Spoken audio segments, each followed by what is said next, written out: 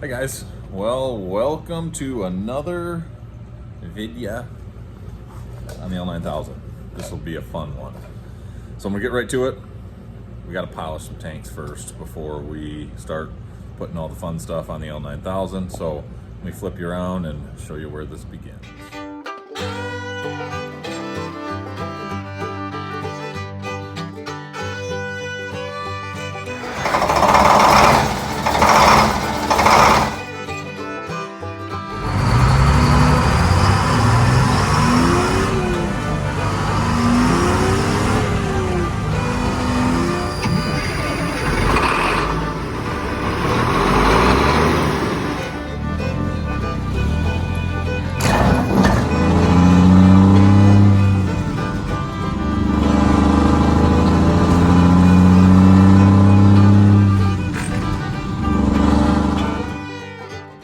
So here we go. We got the Lodestar pulled out. It's a nice non-rainy day. No, it's not very nice. It's cold, but it's not raining. So Lodestar's outside. We got all of our aluminum in here now. I did show you a little later. I did end up polishing one of my aluminum wheels. I'll get into that later as to the reason why, but I did that earlier this week, and it came out okay, to be perfectly honest with you. So we'll see how this goes. So what I've got here, I'm going to try, because these are, I don't know. We'll see how this goes. I'm going to try starting with 150 grit. I do have some 100 grit if I need to, so I'm going to start with one piece of 100 grit. My 150 and 100 I'm going to use this little orbital sander for. Then we'll switch to the DA, and I have all the sandpaper. We've got, there's some 600, I'm sorry, there's some 220. 320 and some 400. So that'll let us go from, at worst case, 150 grit, 100 grit to 150 to 220 to 320 to 400. And that's some nice increments to get all the sanding marks out, and then we can go to the polishing. The polishing, honestly, I mean, there's a lot to do here, but that's going to be the relatively easy part on these. The hard part is going to be the sanding. It's very time consuming. So we'll see how this cuts, and we're going to get after it. All right, guys. Well, it's the next day. As you can see, I got this one pretty much done. I'm not happy with it, though. That one's sanded one round. We still got to do 400 grit. The sanding's not a big deal on the tanks. There's some some pitting still, but some of this, especially up on this front where the front tire kicks material, and then around the straps, of course, which are going to get covered again. But what I don't like, if you can see it in the camera, but you can see those polishing lines. I tried going back with my final, and that didn't make much difference. So I think I'm gonna go back on this tank in particular with the mid wheel and see what happens. So it's not the end of the world. It's gonna look good, but if I can see it inside the barn like this, out in the sun, it's gonna be 10 times worse. So anyway, I'm gonna give it a shot. See what happens. I don't know how these lids are gonna turn out. I'm a little concerned about them because obviously I can't sand that tread plate. The polish is just going to have to be however good it is how good it is. There's not much I can do about that. I do need to get those straps off of there so that we don't hit them. But anyway, let's get after it.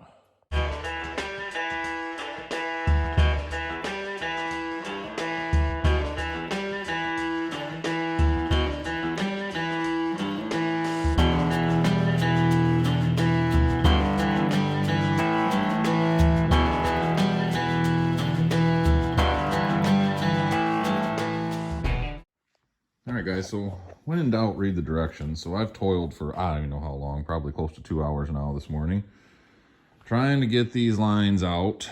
I don't know if I'll get this tank perfect, and I don't feel like sanding it back down, that's for damn sure.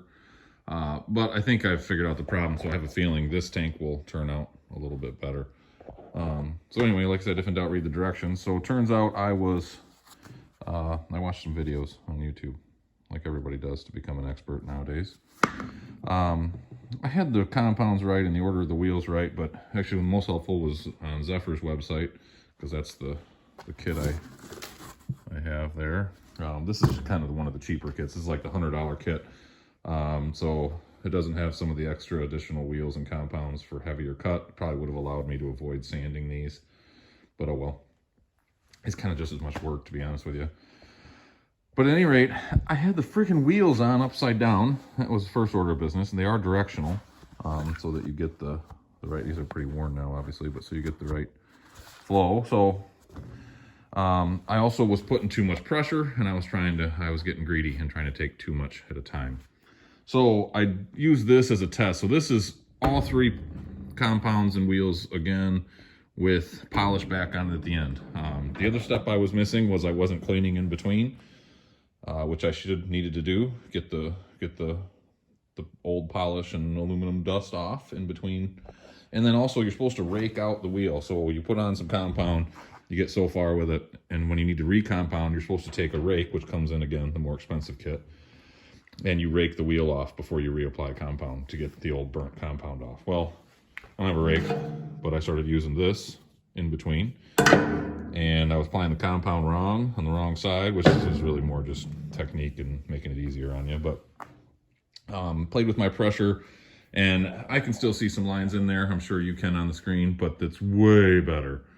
I've also found that the most important step is that wheel right there, that first initial fast cut. The rest you can only clean up so much. It's a lot more forgiving on the second round. So now that I got that, I'm going to try to, this looks much better, much better.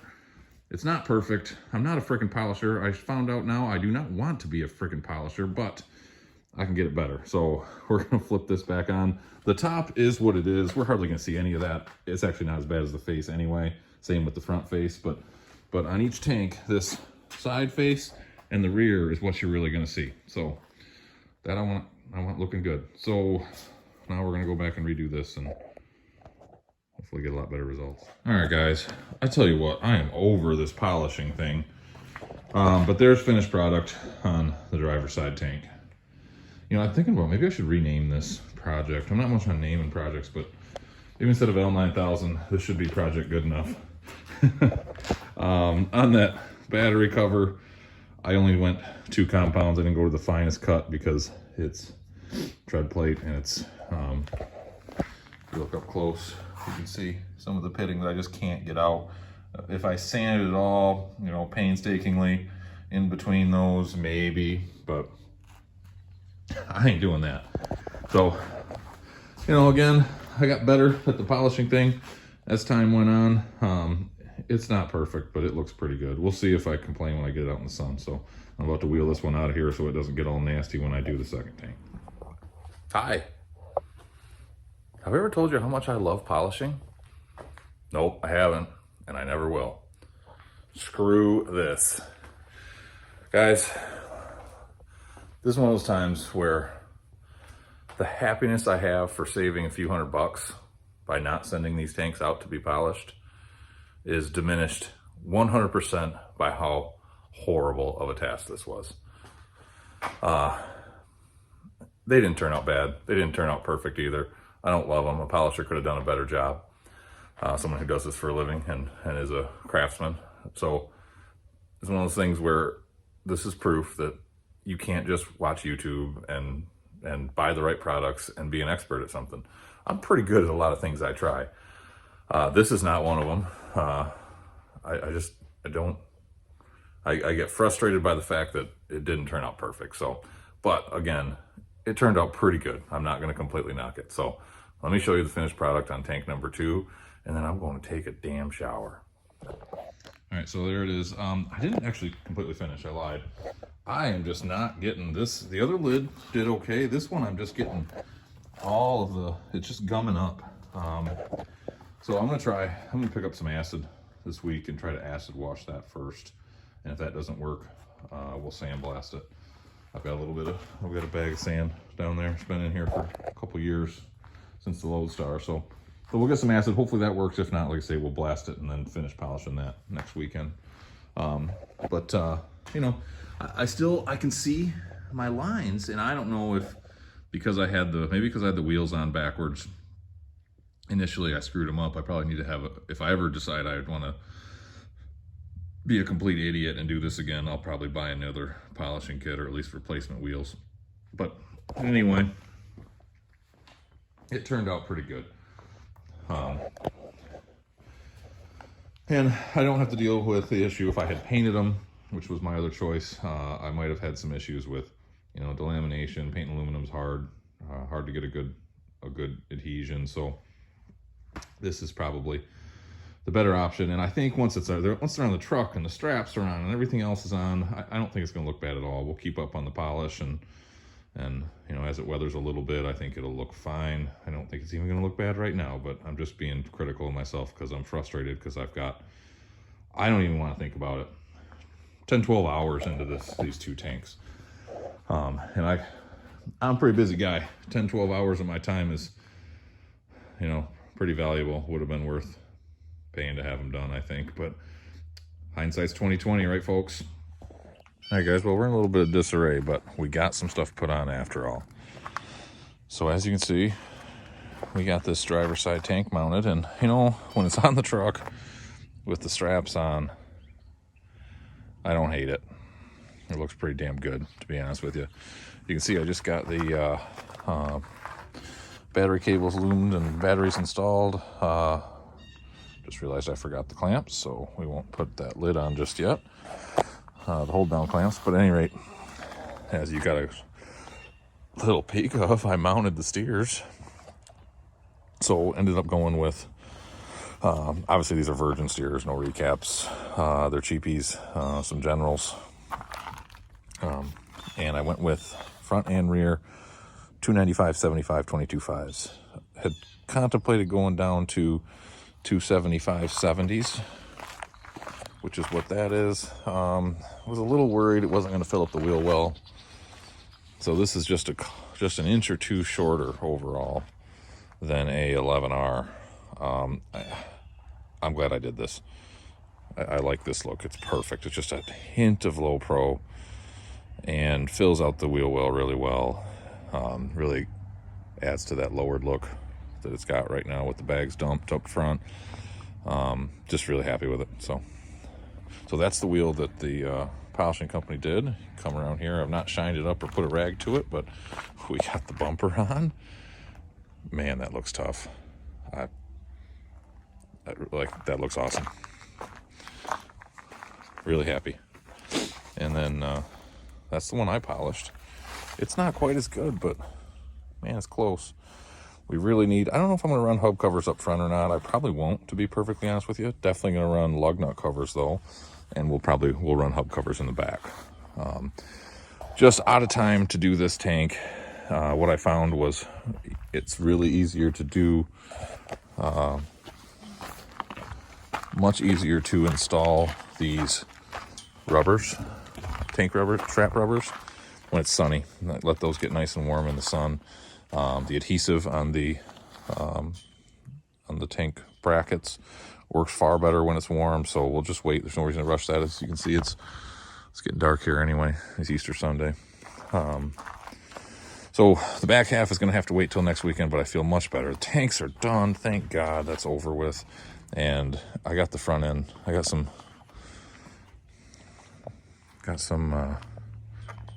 gratification, satisfaction for the work. I love this truck. This thing is looking sweet. This thing looks like a rig finally. Maybe a baby rig, but it's a rig. So, yeah. Bummer though, I wasn't picturing that I was going to see that much of that bracket. That's an unused bracket on this driver's side. I didn't polish it. On the other side, it's where the fuel cooler mounts to. I've got to still fabricate a little mount for it. You know, that reveal is going to come down here, but you're still going to see that. So we might be fabricating a bracket that kind of just hides it, makes it look black, or we mount something else there. I'm not sure what. Got to be a great spot for just a little storage box. We'll think about that. But anyway, I'm gonna throw these battery straps on real quick and then show you take a quick video with that last cover on. All right, so there you go. There's the finished product on that tank. Again, yeah, I can see some polishing lines, but to be honest with you, I'm pretty pumped about how that looks. What I didn't show you too, there's tank 2, is the drives I went with. So there's some beautiful polished up 22.5 aluminum buds. And these are recaps. Don't yell at me. This truck isn't going to see very many miles, and I got to save money where I can. So these are recaps. I don't know who does these recaps. Oh, Band Egg. Yep, they're Band Eggs. So this tread pattern I went with is called Mega Track, and I liked it because it's a closed shoulder but still a drive lug. So we get a little less road noise, a little bit more of a kind of highway tire. I'd call this a cross between a highway and a traction drive, with that closed shoulder like that. But so if we get into a little mud, we still got some traction, but we save a hair of mileage and a hair of noise.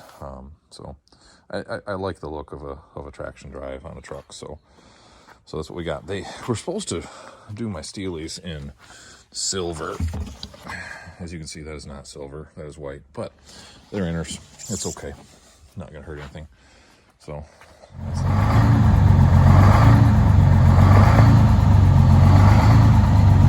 just looked too good not to take a video with the sun going down behind the trees and that exhaust just pouring out of that stack. All right, guys. Well, that's it for this week. We got partway there. We got some chrome on. I apologize we didn't get all of it because, again, that polishing was effing bare. But it's done. So